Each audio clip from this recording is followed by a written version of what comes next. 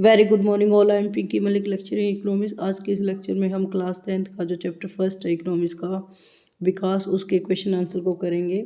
पहला क्वेश्चन है, सामान्यतः किस देश का विकास किस आधार पर निर्धारित किया जाता है? प्रति व्यक्ति आय पर, औसत साक्षरता दर पर, लोगों की स्वास्थ्य स्थिति पर, उपरोक्त सभी।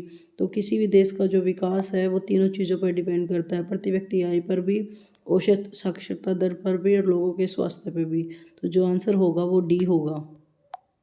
क्वेश्चन नंबर सेकंड, निम्नलिखित पड़ोसी देशों में से मानव विकास के लिहाज से किस देश की स्थिति भारत से बेहतर है?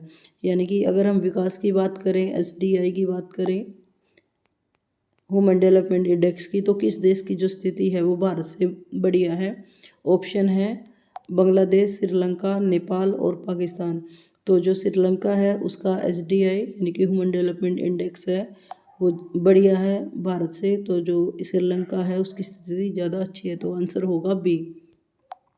क्वेश्चन नंबर थर्ड, मान लीजिए एक देश में 4 परिवार हैं। इन परिवारों में प्रति व्यक्ति आय है वो 5,000 रुपये है। अगर 3 परिवारों की आय क्रम से 4,000, 7,000 और 3,000 है तो चौथे परिवार की आय निकालिए। तो जब भी हम आय निकालते हैं, औसत निकालते हैं, तो जो औसत निकालने का फॉर्मूला होता है वो होता है x बार इक्वल है समीशन x अपॉन n। यानी कि जो भी संख्या दी हुई है उन आय है उनको हम जोड़ लेते हैं। 4 परिवारों की आय है जिनमें से एक की 4,000 है, दूसरे की 7,000 है और तीसरे की 3,000 है। जब हम इनको जोड़ते हैं 4,000 प्लस 7,000 प्लस 3,000, जब हम इनको जोड़ते हैं तो जो हमारी निकलती है वो निकलती है 14,000। और जो औसत दे रखी है वो 5,000 दे रखी है, तो 5,000 बटे में 14,000 डिवाइड में 4, क्योंकि जो परिवारों की संख्या है वो 4 है, तो क्रॉस मल्टीप्लिकेशन करने पर 5 गुना 4 20 हो जाएगा। 20,000 इक्वल है 4,000 14,000 प्लस चौथे परिवार की आय। तो 14,000 को जब हम 20,000 से माइनस करेंगे तो निकलेगा 6,000, यानी कि 6,000 है वो चौथे परिवार की आय है, तो जो आंसर होगा वो डी होगा। चौथे परिवार की आय निकालने के लिए हमें तीनों परिवारों की आय को प्लस करना पड़ेगा और उसको जो हमारी औसत यानी कि प्रति व्यक्ति आय थी 5,000 उसको डिवाइड करना पड़ेगा।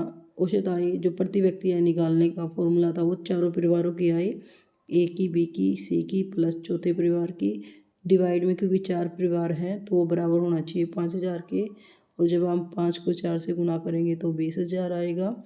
20,000 में से इन सब का जोड़ 14,000 माइनस करेंगे तो जो आंसर आएगा वो 6,000 होगा। नेक्स्ट क्वेश्चन, क्वेश्चन नंबर 4, विकास में लोग क्या चाहते हैं? ज़्यादा आय, स्वतंत्रता, सुरक्षा, उपरोक्त सभी।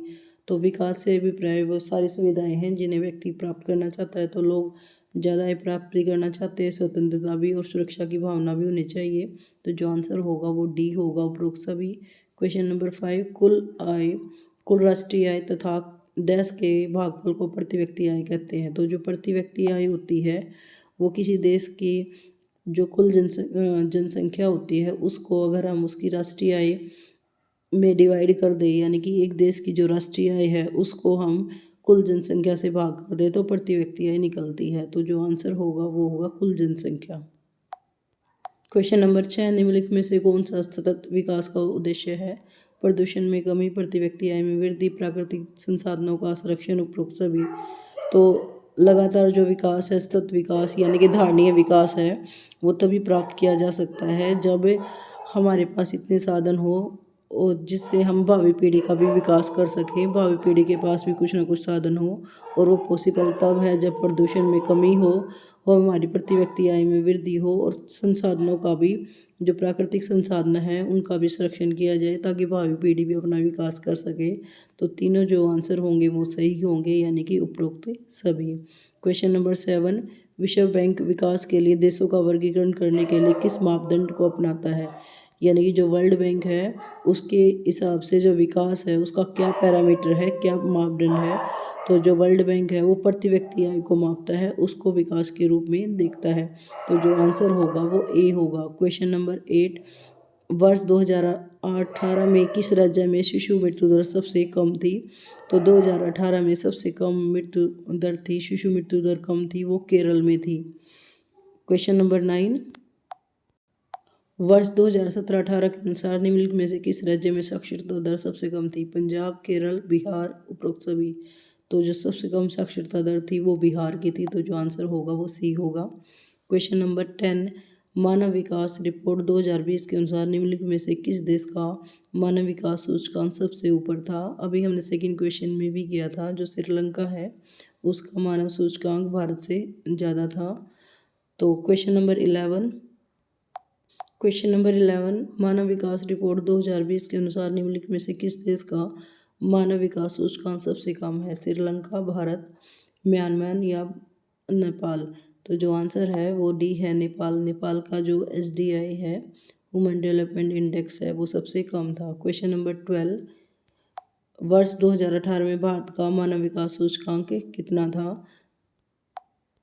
ऑप्शन है 124, 132, 130, 142। तो जो राइट आंसर है वो है 130। क्वेश्चन नंबर 13, मानव निर्मित संसाधन निम्न में से नहीं है। तो पहले देख लेते हैं मानव निर्मित संसाधन कौन से होते हैं। मानव निर्मित संसाधन उन संसाधनों को कहते हैं जो मानव द्वारा बनाए हुए हैं। ऑप्शन है गांव, ऊंची इमारत, हवाई जहाज, खनिज। तो जो गांव है वो भी मानव द्वारा बनाया गया है, ऊंची इमारत है वो भी मानव द्वारा, जहाज का निर्माण भी मानव द्वारा हुआ है, लेकिन जो खनिज है वो प्राकृतिक संसाधन है। तो जो आंसर होगा वो डी होगा।